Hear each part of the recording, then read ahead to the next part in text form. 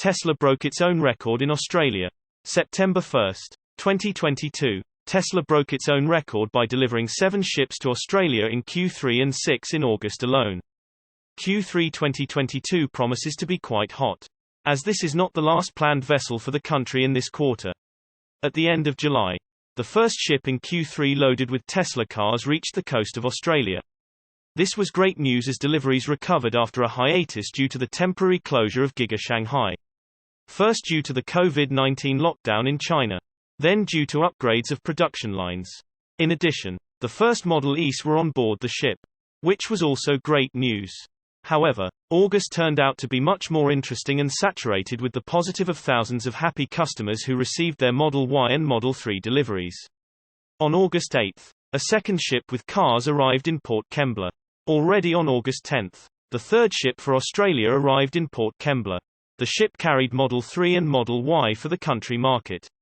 On August 13, a fourth ship docked at Port Kembla, giving us confidence that the third quarter of 2022 will be amazing.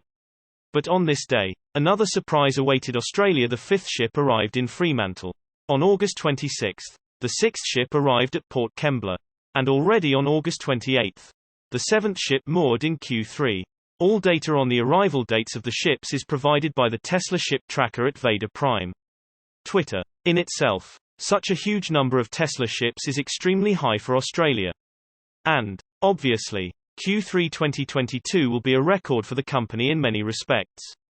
It is not difficult to guess that Tesla will register the largest number of cars in history in one quarter.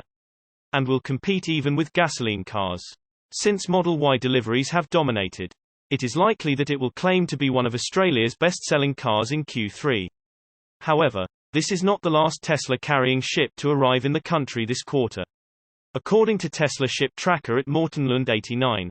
Twitter. In addition, it should be noted that in August alone, 6 ships arrived in Australia, which is absolutely impressive. Delivery data for the month will be available in the first days of September. But it is not difficult to guess that their number will be stunningly large. Source reposted and summarized from Eva Fox at Tasmanian. My take. Headlines like this are more and more common. Louisiana dealers not too happy with Tesla's lawsuit. September 1, 2022. The Louisiana Automobile Dealers Association isn't too happy that Tesla is suing them. Tesla is suing LADA, the Louisiana Motor Vehicle Commission (LMVC), and several of its board members who are mostly car dealers themselves.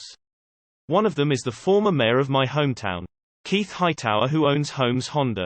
LADA president, Will Green, told NOLA.com that the factual allegations appear baseless and grossly misstate the specific history of the plaintiffs doing business in Louisiana. Green also said that Tesla's allegations appear to go against years of antitrust jurisprudence and constitutional law. He added that rolling back direct car sales prohibition would risk thousands of jobs in the car retail industry. Louisiana dealerships benefit communities by employing nearly 35,000 folks in good-paying careers spanning sales, service, and management that average more than $70 in compensation. Out-of-state technology companies don't care about Louisiana's communities. Local dealerships that have operated here for generations do. LMVC chairman and owner of Dixie RV Superstores, Gregory Lala, was also named in the lawsuit. Tesla RT reached out to both the LADA and LMVC for comments, and we will update you if we receive them. Tesla RT also reached out to Holmes Honda for comment. Tesla is suing these individuals and organizations to protect Louisiana consumers. In the lawsuit, Tesla said that it uncovered communications between the LADA members and LMVC which are evidencing a common purpose to exclude Tesla from operating in Louisiana. Although Louisiana law unconstitutionally prohibits Tesla from selling its vehicles in Louisiana, nothing in Louisiana law prohibits Tesla from leasing its vehicles in Louisiana or providing warranty repairs and services for the many Tesla vehicles in Louisiana. Tesla said. Source reposted and summarized from John Kreider at Tesla RT. My take. Both ICE cars and traditional car dealers need to be gone. They are not good for anybody. Elon Musk has an overall master plan. September 1, 2022. Elon Musk has an overall master plan that is even greater than Master Plan Part 1 and Master Plan Part 2. Elon Musk wants to ensure the survival and prosperity of humanity. Freedom is an important part of any civilization. Freedom causes innovation to happen. Intelligence is not necessarily what causes innovation. Freedom does. It allows people the time and effort to innovate. Individualism is the key, along with freedom to innovation and prosperity for humanity. Let's look at what Elon Musk is doing with Tesla, SpaceX, Neuralink, and The Boring Company. When all these companies succeed and achieve their mission, the world will enter an era with the following: virtually free energy. Virtually free transportation. Not congested transportation. Brain disease and paralyzing cured. Besides solving world hunger and curing some of the other major diseases and ailments in the world. These are big and important things for the prosperity and future of humanity. Imagine all of these exist right now. You can basically have energy to do anything and go anywhere for a minimal cost with a robo-taxi. Elon Musk's overall master plan is to ensure a free, prosperous, and thriving society that has a place on Mars and on Earth. A thriving middle class can help make this possible because that is the bulk of the people in a society. Elon Musk is also delving into HVAC and water and temperature control. With energy being in abundance, this will also ensure clean air and make that no longer a problem for humans. There's also AI, and that is something that isn't talked about enough. Tesla's AI will eventually reach a state of artificial general intelligence. AI will be an advancement of human consciousness. It will be an extension and greater evolvement of humanity. Tesla Bot will solve the manufacturing and labor problem, also freeing people up to do other things. These things will include manufacturing materials to help get humanity to Mars. Starlink will also be important in order to have knowledge and communication virtually free across the world. With free energy, communication, HVAC for clean water and air, robots to manufacture goods, robotaxis for transport, humanity will have much more than it does right now and be in a better place to enter an era of abundance. What do you think about Elon Musk's overall master plan? Is there anything that will stop this? Source reposted and summarized from Jeremy Johnson at Talk News. My take: Elon always has a plan. He will do his best to see it happen. As well. The Golden State has set an end date for the oil age. In 2020, Governor Gavin Newsom ordered a ban on ICE vehicle sales in the state by 2035. And directed state agencies to draw up a plan. Now, after diligent bureaucratic toil and reams of public comment, the California Air Resources Board (CARB) has officially adopted the Advanced Clean Cars 2 regulation. Many other governments around the world have set targets for phasing out oil burners. Most of them in the 2030-2040 timeframe.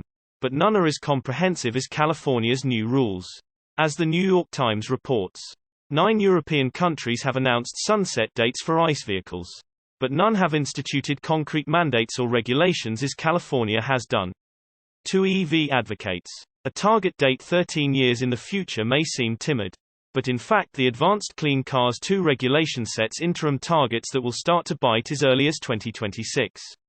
In that year, 35% of new passenger vehicles sold in the state must be ZEVs, and the required percentage rises in a more or less linear fashion every year: 43% in 2027, 51% in 2028. Etc. ACC2 also includes many other incentives and targets to encourage EV sales and protect consumers. The sales targets could be amended in the future if the market doesn't develop as expected. Said Jennifer Gress, who leads CARB's Sustainable Transportation Division. Governor Newsom's office also announced a number of investments intended to speed EV adoption, including $10 billion for vehicle incentives, charging infrastructure and public outreach over the next 6 years. The state already offers a $7 rebate in addition to the federal $7.500 tax credit for plug-in vehicle purchases, and a $9.500 incentive for low-income residents to trade in a legacy vehicle for an EV. The usual chorus of boo-birds trotted out the usual objections to the new rule: EVs cost more. They have limited range. Public charging stinks. Valid points. But is it logical to assume that technological progress is going to stop suddenly? Automakers that want to stay in business will have 13 years to fix these problems. Where's all the power going to come from? It's interesting that we've never heard this objection from any execs at utilities, many of which are strongly promoting EV adoption as they develop smart charging and V2G technologies. John Bozzella, president of the Alliance for Automotive Innovation, a reliable EV skeptic, told The Times that automakers would be happy to sell more EVs, but that California's mandate would be extremely challenging to meet. Whether or not these requirements are realistic or achievable is directly linked to external factors like inflation, charging and fuel infrastructure, supply chains, labor, critical mineral availability and pricing, and the ongoing semiconductor shortage. Several automakers said their strategies were aligned with California's targets. GM said it was still reviewing the rule, but pointed out that it has already set a goal of selling only electric vehicles by 2035.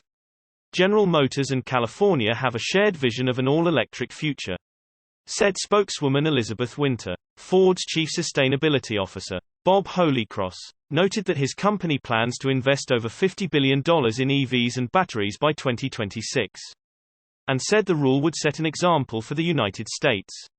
A spokesman for Stellantis said the company intends to introduce 25 new electric models by 2030 to help support California's goals. Honda called California's rule an ambitious but important milestone, but cautioned that reaching the goal would require several innovations, including building out domestic supply chains so that more vehicles could qualify for the federal tax credit. Toyota didn't comment directly on California's new rule, but said this week that it acknowledged California's leadership in climate policies and its authority to set vehicle emissions standards under the Clean Air Act. In 2019, Toyota, along with GM and Fiat Chrysler, sided with the Trump administration in a legal battle that sought to revoke California's right to set its own fuel economy standards. That legal battle continues. The attorneys general of 17 Republican-led states have sued to revoke California's Clean Air Act waiver, which would invalidate the state's new policy. The lawsuit will be heard before the U.S. Court of Appeals for the D.C. Circuit. Oral arguments have not yet been scheduled. Currently there are 15 states that have adopted California's Zero-Emission Vehicle ZEV program. California will now send its final rule to the EPA for approval. And once this formality is accomplished, many of the other clean air states are expected to adopt new rules similar to ACC2. A few states, including New York, Washington and Massachusetts, already have similar legislation in the works. Former EPA exec and eloquent EV expert Margot Ogg explained the significance of ACC2 in an interview with NPR.